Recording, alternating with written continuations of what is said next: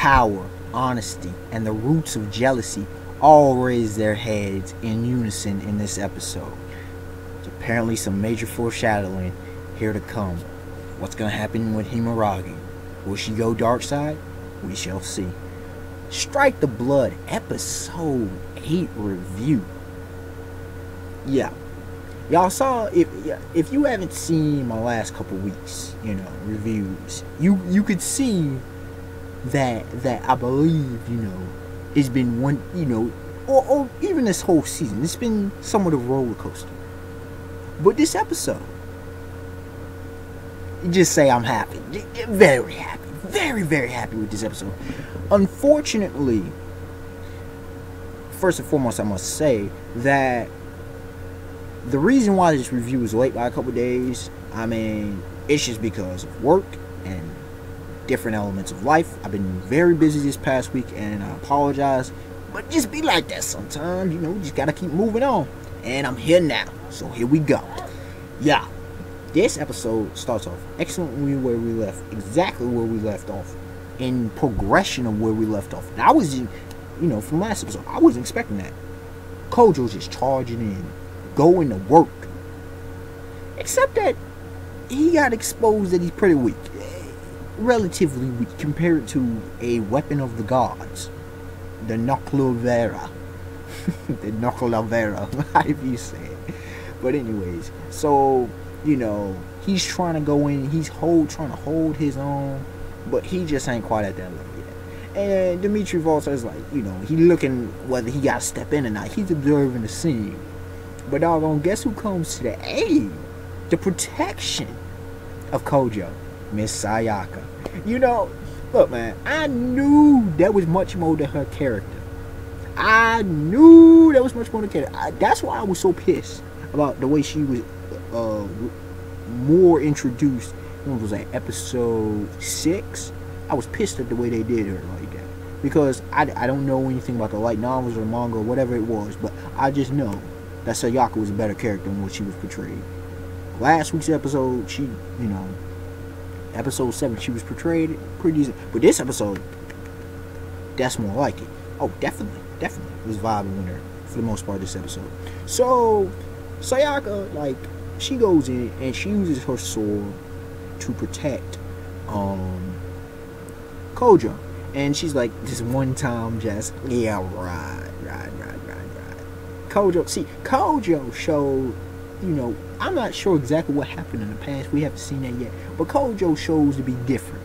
And he shows, he's a different type of guy. Which is all cool and dandy. She's falling fond of him. Anyway, she's protecting him. Realizes she needs him to help win. And realizes, to Himeragi, her friend, her dear friend, someone who she wants to be a lover. I don't know. That lesbian question, bisexual bi question is very much, up the debate at this point. But anyway, she protects Kojou with a sword, and she's like, yo, this thing emits barriers, and it can be the strongest blade, can pretty much cut anything. And she was going to work on the Noclavera. The Noclavera one-upped her. It's an ever-adapting quick thing, and it one-upped her, and yeah, it created its own barrier. And then we have Lord Dimitri Volta of Ardale breaking it down, talking about it, and talking about how impressed he is of the Noclavera. And apparently you can't do the same attack twice, as we learn later in the episode. But so that whole sequence was excellently done. Then we move to Asagi. She's deciphering things. She's working at a mile a minute easily, and she's putting in work and she's deciphering everything. And Christoph Gardos, he's on top of Christoph Gardos, man. Props to Gardos in this episode. He went beast mode on this episode, both literally and figuratively, because he's a Therian throat as well. And Himeragi, much props to her. She handled 2 Therian throats barehanded, easy, bro, unscathed. And the way she went on Gardos, then we see the help of the toss sword, the help of I don't know how I got it, but whatever, you know, the mutual friend between Asagi and Kojou. Always forgetting his name. But anyways, he's a minor character at this point. He tossed and used some wave manipulation magic. And apparently Gardos is very knowledgeable about a lot of things. And apparently Europeans, you know, or should I say the Demon District, Itagami Island, I believe its name is. Apparently it's a very, very special place, and there's a lot of special characters. So it ain't like that across the world. So let's not get overly acquainted with all the magic and whatnot. Because apparently in the rest of the world, at least in Europe, it ain't like that. So I'm still questioning when we're gonna head to Europe. I talked to a dude about that. You know, one of my YouTubers that I constantly talk to. What's up, Sean? But yeah, Deshaun. Anyways, moving on. You know, Himeragi and Gardos excellent, and it seems like Himeragi, you know, on the deck is about to, you know, finish it. I'm like, that's just gonna be too easy. And lo and behold, Asagi and Nasiga were captured by Gardos' two dudes, and it's like, nah, it ain't like that, bro. It ain't like that. So Gardos is about to hightail it out of there because of Asagi being able to decode all the information about the Nakalavera. Because apparently there's another ship, a mothership, and there was more of the whole freaking fleet of Nakalaveras. I'm like, yo, just one is just beastly.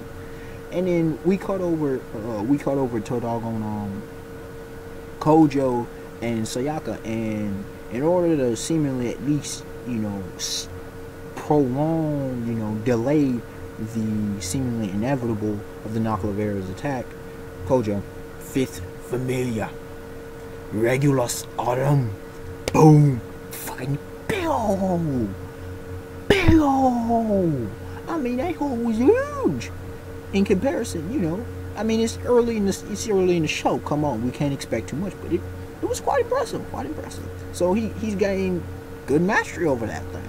So anyways, but he knows it wasn't enough to knock this thing out, and we see how you know, I'm loving the bond that him and Sayaka make. I really do. I thought it was very good. It's the best bond out of whether it be Himeragi, of Asagi, or Sayaka.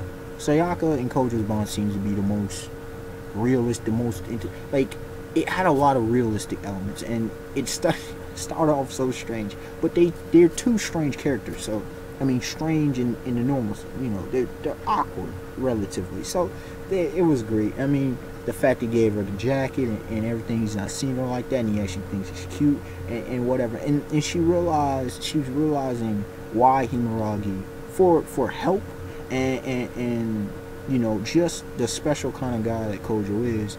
You know, she gives up her neck, and I ain't gonna lie, when she did that, that was kind of sexy. That was quite sexy. I'm not gonna lie, that was a sexy scene. Just being real. She looked really fine in that one. And I did see her in an episode when she did a backflip booty kind of show, and Kojou grabbed her. You know, they look, man, the comedic, the sexual innuendo / comedic moments in this show is just here to stay. They're quite funny. There was quite comedic, you know, moments. But I really am starting to vibe with Sayaka. I really do. So I applaud that. Well done. And so he takes, you know, the blood from him. We switch back over to Himeragi, and who shows up? I was not expecting, but as soon as I recognized the color of the pink triangle over, and then with the space manipulator, I'm like, Natsuki, yes, that's what I'm talking about. Natsuki going in, and she, you know, she dealt with the Emperor, y'all know, the shapeshifters. She dealt with them in order to save Nagisa and Asagi, who are unconscious at this moment. And she's like, you know, well done, Himeragi, because of your strikes with the sword and everything. The barrier came down, I was able to get in and stuff, and she was breaking down, and she's like, what are you going to do now? What's your plan of action? And Himeragi's like, of course, to protect Kojou and all that. And then so it's like that. It's like, alright, I'm going to see you later. I got to take these two to safety and all that. And so, you know, Himeragi heads over, of course, to protect Kojou, because she's his observer, yeah. Himeragi, man. She was better, and then she gets over there, and at least she stays focused on the task. She's like, I'll deal with you two later, because she saw, you know, Kojou's, he unleashes the ninth familiar, okay, this, like, demon horse kind of thing, and it reminded me of the Dharma horse of in Toriko. Now I don't watch the anime, so I don't know how it was depicted, but in the manga, it reminded me of that. That and some other thing, and something else I can't recall at this moment. But anyways, yeah, that thing was beastly. This is beastly going in on the freaking Nakovera. And you know, Sayaka and Kojou are trying to, you know, Kojou's trying to go in because once again, like I said earlier, Walter's like, you know, maybe I should handle this, and Kojou's like, no, I told you, you don't come in on my turf, and you know, I got this. This is my turf. I handle business on my turf. I am the fourth progenitor. So that was very nice. And you know, he's about to go in, and then Himeragi's on the scene, just like, no, we'll do this together. Kind of cliche, but okay, I'll let it pass. It's acceptable, whatever. So team attacks. I mean, so Sayaka going in just looking beastly. Himeragi looked even more. Apparently, she's getting more skills, you know, as she goes on, which was she put in some mad work on the Nakovera. Kojou, the, you know, as I said, the regulars armor, and then, you know, we see Gardos come in just being beast this whole episode, just literally and figuratively just going in headstrong. Like, this dude was on some other level stuff, right? And he's controlling it, and according to Asagi's data, you know, you got to take out the mothership, or else, you know, this whole fleet's gonna just wreck this whole place, right? And so, you know, the regulars arm ain't enough, and then we see doggone Sayaka. Her sword, she transforms into its true form, the freaking bow, which we seen in the pre. But that thing is so badass. That thing is just boss. Like, yo, Sayaka, man, war dance. I'm liking you, dog. And then I can't, you know, I know the snowy mist kind of thing is Himeragi's sword shaman, but something or another, I couldn't follow what all she said. You know, the certain bow she had. But the way she fired up, I thought this was going to happen. I thought she was going to do some moon attack kind of thing. Because if you remember, if any of y'all are old enough or familiar with Dragoon from about the early 2000s, okay, you remember the woman in white, the warrior in white, how she shot to the moon and the moonbeams or whatever. But not quite that, but that's what it reminded me of. Anyways, so she shoots it up, and like the ray, and it kind of halts the Nakoveras, and then so you know, Kojou and Himeragi go in a team attack. Kojou's like, you know, he feigns the Regulus Armum, the fifth familiar, and the ninth familiar's name I don't remember, but anyways, he feigns, you know, he brings that in, he summons that, and that horse goes in, and then Himeragi goes in, and she does a stamp, and she you know, does work on the mothership that Gardos is in, and she freaking drops the cell phone in there, and I forget what happened to Gardos. I ain't gonna lie, it's been like, yeah, I forget what happened. But anyways, you know, a lot of good stuff, and apparently Dimitri Walter, he gets a message, you know, afterwards. He sees somebody from, I'm thinking, a Lion King organization. I'm not sure. Y'all can tell me on that one. I forget. But just seeing another young female. We don't see her face. She's in, you know, kind of a sailor uniform, kind of like Himeragi and Nagisa. And, you know, we don't see the top part of her face, but she's talking to him. She's talking kind of like a Starte, you know, that kind of semi-robotic voice. But she delivers him a package, and it says, you know, it reads, you know, from the warlords, you know, request that you be in the embassy. And apparently, so Walter's staying in Itagami district. Oh wow, so yes, because at the end of the day, Walter's a cool character. He is cool.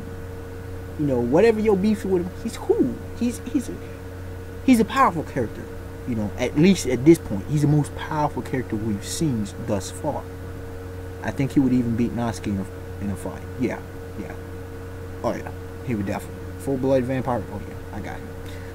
So overall, this episode, I give it a 9.5 out of 10. It was an amazing episode of Strike the Blood. This is the episode of what I'm talking about. Like, yes, have this kind of quality or somewhere around this, because like, yo, this show, when it does this kind of stuff, it had the action. Once again, the action, comedy.